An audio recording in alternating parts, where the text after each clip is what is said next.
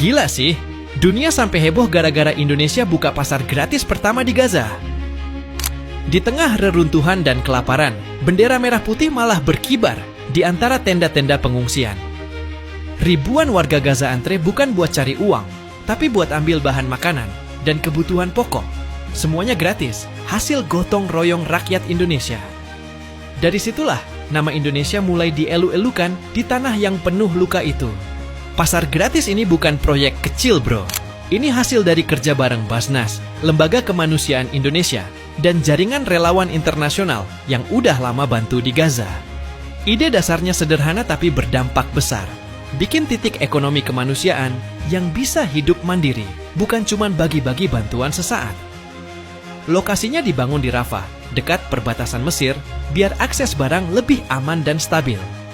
Yang bikin dunia tercengang, pembangunan pasar ini dilakukan di tengah embargo dan blokade ketat.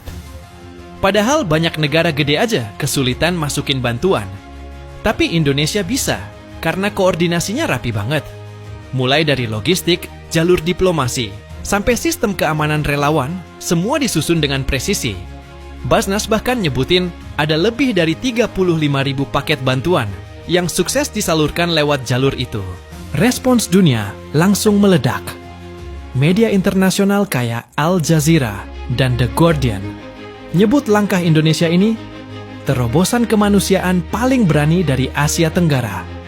Para relawan dari Eropa dan Timur Tengah pun ikut bantu di lapangan, kerja bareng tim Indonesia karena sistemnya dianggap paling terorganisir. Banyak yang bilang, kalau bukan karena Indonesia, pasar ini nggak bakal bisa berdiri. Bukan cuma soal makanan dan bantuan, tapi filosofi di baliknya yang bikin banyak pihak kagum. Indonesia nggak datang dengan gaya penyelamat, tapi dengan semangat gotong royong. Konsep pasar gratis ini mengajarkan kemandirian, bukan belas kasihan. Masyarakat Gaza bisa memilih kebutuhan mereka sendiri, bukan sekadar nerima apa yang dikasih. Dan di situ, nilai kemanusiaan Indonesia terasa banget. Bantu tanpa pamrih, tapi berkelas di mata dunia. Tanggal 14 Oktober 2025 jadi momen bersejarah. Truk-truk bantuan berlogo Garuda akhirnya menembus perbatasan Rafah dan membuka pasar gratis pertama di Gaza. Di tengah reruntuhan bangunan, tenda besar bertuliskan Pasar Indonesia berdiri tegak. Warga Gaza datang berduyun-duyun bukan untuk menerima sedekah, tapi memilih sendiri kebutuhan pokok mereka. Mulai dari tepung, beras, susu anak, hingga obat-obatan, semuanya gratis. Yang bikin takjub, sistem pasarnya beneran rapi kayak minimarket. Ada barcode, sistem antre, dan distribusi per keluarga biar adil. Tim Basnas bareng relawan dunia kerja siang malam, nyusun rak, ngatur stok, dan jaga keamanan dari ancaman konflik di sekitar. Media internasional langsung ramai liput.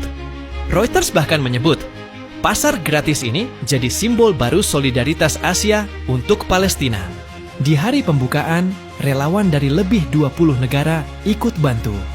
Ada dokter dari Turki, sukarelawan dari Jerman, dan aktivis kemanusiaan dari Mesir yang rela nginep di pos Indonesia. Mereka kagum karena semua proses berjalan disiplin tanpa rebutan. Bahkan, warga lokal sampai bikin mural kecil bertuliskan, "Terima kasih Indonesia, kalian hadir tanpa syarat." Itu bukan sekadar pujian, tapi pengakuan. Tak lama setelah pasar beroperasi, langkah Indonesia langsung memicu gelombang bantuan tambahan dari berbagai lembaga dunia. UNICEF, WHO, dan organisasi Timur Tengah lainnya mulai menyalurkan bantuan lewat jalur Indonesia karena dinilai paling aman dan cepat. Dunia akhirnya sadar, Indonesia bukan cuma pengirim bantuan, tapi penggerak solidaritas global di Gaza. Negara yang beneran turun tangan, bukan cuma bicara di podium. Langkah Indonesia di Gaza bukan cuma soal kemanusiaan, ini juga strategi geopolitik kelas tinggi. Di saat negara besar masih berhitung untung rugi dan cemas dikaitkan dengan konflik Israel-Palestina, Indonesia justru tampil sebagai kekuatan moral yang netral tapi efektif. Dunia melihat bahwa diplomasi Indonesia nggak cuma berhenti di forum PBB, tapi turun langsung ke lapangan. Secara geopolitik, kehadiran Indonesia di Gaza memberi pesan kuat ke Timur Tengah dan dunia Barat bahwa kekuatan Asia Tenggara juga bisa jadi pemain aktif dalam isu global. Langkah ini memperluas jangkauan diplomasi RI ke dunia Arab, Afrika Utara, bahkan Eropa lewat jalur kemanusiaan. Posisi Indonesia jadi lebih solid karena dianggap punya soft power yang konkret, mengubah simpati menjadi aksi nyata. Negara-negara seperti Turki dan Qatar pun mulai menjajaki kolaborasi logistik dengan Jakarta. Dari sisi ekonomi, aksi kemanusiaan ini berdampak besar terhadap reputasi Indonesia di sektor bantuan internasional. Banyak lembaga donor mulai melihat Indonesia sebagai hub distribusi logistik regional, terutama untuk krisis di Timur Tengah dan Afrika. Artinya, ke depan Indonesia bisa mengelola lebih banyak dana kemanusiaan internasional, sekaligus memperluas sektor industri bantuan dan supply chain nasional, mulai dari logistik, manufaktur kemasan, hingga transportasi udara.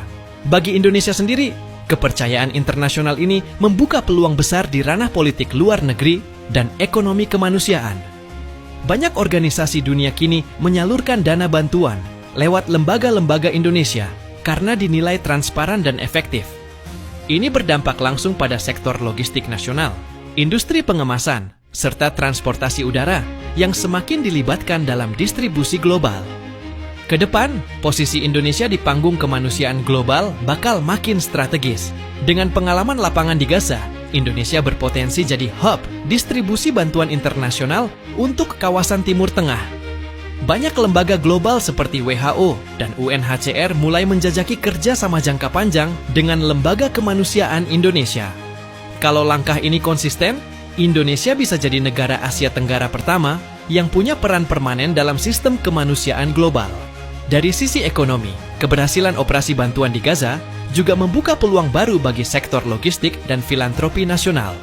Industri pengiriman barang, penerbangan kargo, hingga produksi bahan pangan siap saji akan berkembang pesat karena tingginya permintaan dari lembaga kemanusiaan internasional. Ini bisa menciptakan ribuan lapangan kerja baru dan memperkuat ekonomi domestik berbasis solidaritas. Jadi, kalau lo bangga jadi bagian dari Indonesia yang benar-benar hadir untuk kemanusiaan, jangan cuma diam. Sebarkan cerita ini, dukung gerakannya, dan tunjukkan ke dunia bahwa Indonesia bukan cuma negara besar di peta, tapi juga besar di hati. Karena di tengah dunia yang makin dingin, Indonesia adalah kehangatan yang masih nyata.